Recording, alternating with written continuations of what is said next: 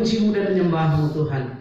Dan kami ada di rumahmu untuk menikmati yang baik berasal dari Engkau. Dan terutama kami akan belajar kebenaran firman Tuhan. Mampukan kami untuk memahami, mampukan kami untuk menyimpan di hati kami, mampukan kami untuk melakukan kebenaran firman-Mu. Karena dengan kami mengandalkan Engkau, bersinergi satu dengan yang lain, adapun banyak pergumulan, tantangan, persoalan hidup sebagaimana dialami oleh tokoh-tokoh Alkitab dan bangsa Israel, kami pun akan mengalami kemenangan demi kemenangan. Terima kasih Tuhan Yesus. Berbicaralah bagi kami, mampukan hamba-Mu untuk menguraikannya. Roh-Mu berbicara di dalam nama Tuhan kami Yesus Kristus. Kami sambut firman-Mu. Amin. Silakan duduk Bapak Ibu Saudara yang terkasih dan terima kasih pasti bersama dengan tim pemuji dan kita semuanya kita boleh belajar untuk menyanyikan puji-pujian dengan seirama dengan tema kita pada hari ini. Mari Bapak Ibu Saudara, saya mengajak kita membaca Keluaran pasal 17.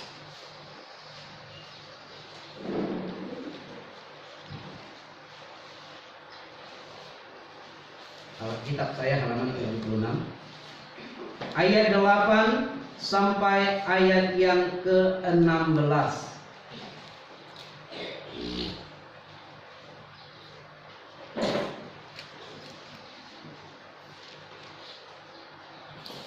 Jika sudah menemukannya, mari kita membaca bersama-sama bagian ini secara bergantian. Saya yang genap, Bapak Saudara yang ganjil, dan ayat 16 kita baca bersama-sama. Kemenangan orang Israel melawan orang Amalek. Lalu datanglah orang Amalek dan berperang melawan orang Israel di Rafidim. Musa berkata kepada Yosua, "Bila orang kita lalu berperang melawan orang Amalek, besok hari ini dan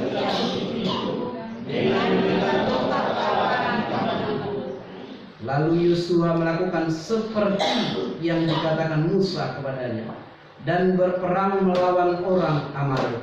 Tetapi Musa, Harun dan Hur telah naik ke puncak bukit. Dan terjadilah apabila Musa mengatakannya, "Lebih kuatlah Israel," tetapi apabila ia menurunkan tangannya, "Lebih kuatlah Amalek." Maka penatlah tangan Musa. Sebab itu mereka mengambil sebuah batu, diletakkanlah di bawahnya, supaya ia duduk di atasnya.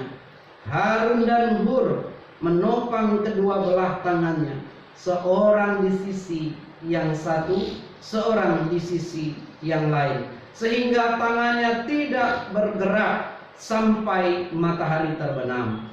Demikianlah Yosua mengalahkan Amalek dan kemudian berfirmanlah Tuhan kepada Musa, "Tuliskanlah semuanya ini dalam sebuah kitab sebagai tanda peringatan, dan ingatkanlah ke telinga Yosua bahwa aku akan menghapuskan sama sekali ingatan kepada Amalek dari kolong langit." Lalu Musa mendirikan sebuah mesbah dan menamainya Tuhanlah panci-panci. Bersama ia berkata, "Karena di atas panci-panci Tuhan, Tuhan berperang melawan Amalek turun-temurun." Amin. Bapak Ibu Saudara yang kekasih, kita akan belajar sinergi yang membawa kemenangan. Apa itu sinergi? Kita akan melihat dari kebenaran firman Tuhan ini. Dalam kamus dikatakan bahwa sinergi itu adalah sebuah kerjasama yang baik untuk dapat melaksanakan sebuah hal, terutama dalam kaitannya peperangan. Nah, kitab Keluaran mencatat sebuah kebersamaan yang sungguh luar biasa, saling menopang, bersatu. Kita ingat ada pepatah mengatakan apa kalau di Indonesia? Bersatu kita teguh, bercerai kita runtuh. Ini pun dipakai oleh nenek moyang kita yang dahulu ketika menghadapi peperangan. Nah, kita akan melihat pujian juga mengatakan yang tidak asing bagi kita, bahkan dalam kitab Mazmur menyebutkan apa? Sungguh alangkah baiknya, sungguh alangkah indahnya bila semua hidup rukun bersama. Kaitan hal ini adalah kebersamaan dan kesatuan untuk dapat, nah, dikatakan bagian tema kita, sinergi yang membawa kemenangan. Kita melihat di sini bahwa sinergi itu atau kerjasama itu terlihat dengan jelas dan dengan tulus dalam wujud ketaatan kepada Allah. Sebuah terjalin kerjasama yang baik dan ketaatan kepatuhan kepada Allah melalui Musa yang memerintahkan, sehingga terjadi yang namanya kemenangan. Mungkin kita berkata, saya tidak berperang sekarang, Pak.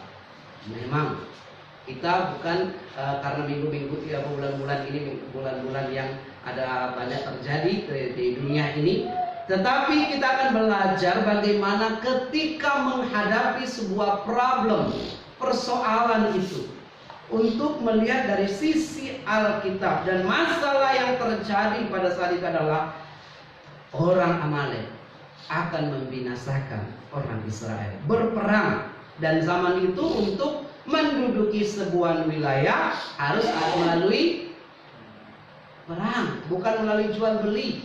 Kalau sekarang itu kalau menduduki wilayah melalui jual beli, siapa punya banyak uang dia berkuasa dan punya kaplingan banyak, termasuk di daerah ini. Tetapi yang dahulu berperang, dan itulah dikatakan kita harus belajar dari sisi apanya? Kebersamaannya. Kebersamaan terlihat dari yang pertama, kerjasama Musa, Harun, Hur, Yosua, dan umat atau tentara Israel.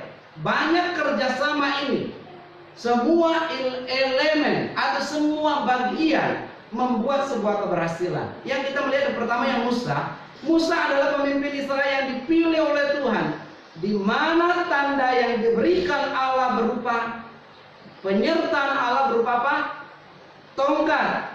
Karena tongkat itu selalu dibawa oleh Musa, dan tongkat itu menyatakan kehadiran Allah. Bukan berarti semua tongkat, tapi dalam kasus ini Allah membuat mujizat melalui tongkat. Allah menjadikan ular yang memakan ular menjadi ular tembaga itu melalui tongkat. Dia mengucurkan air melalui tongkat yang dipukulkan. Nah, Bapak Ibu Saudara, Musa sebagai seorang pemimpin menunjuk Yosua sebagai pasukan panglima perang untuk melaksanakan tugasnya sebagai seorang yang dipimpin. Yosua melaksanakan dengan taat apa yang dikehendaki Musa dan sesuai apa yang dikatakan Musa kepadanya. Jadi kita melihat dari aspek Musa sebagai seorang pemimpin, dia tidak egois.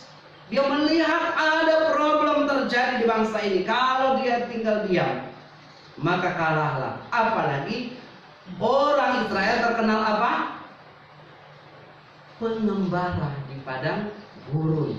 Mereka tidak ada yang namanya berlatih perang. Mereka tidak ada kalau di luar negeri apalagi wajib militer, wamil. Ya, wamil ya di Korea di mana itu. Ada semua anak muda wajib.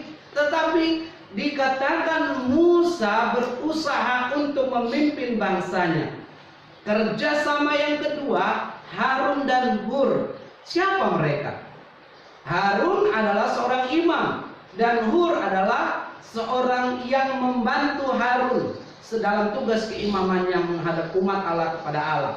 Mereka bertindak sebagai penolong untuk menopang tangan Musa saat Israel berperang melawan Amalek. Perhatikan bahwa Harun dan Hur bertindak sebagai apa? Penolong, bukan penodong. Dia penolong Musa yang ketika dia mulai penat, dia rasa pegal, tetapi mereka berusaha menjalankan tugasnya dengan baik.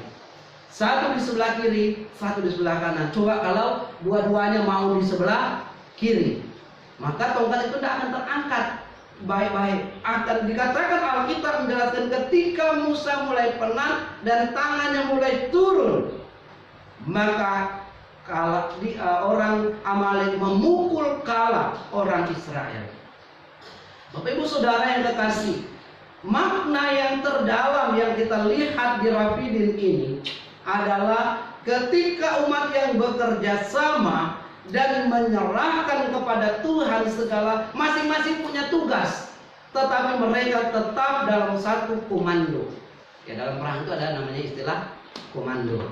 Kalau kita di dalam pelayanan itu dalam sebuah garis pelayanan yang baik. Nah,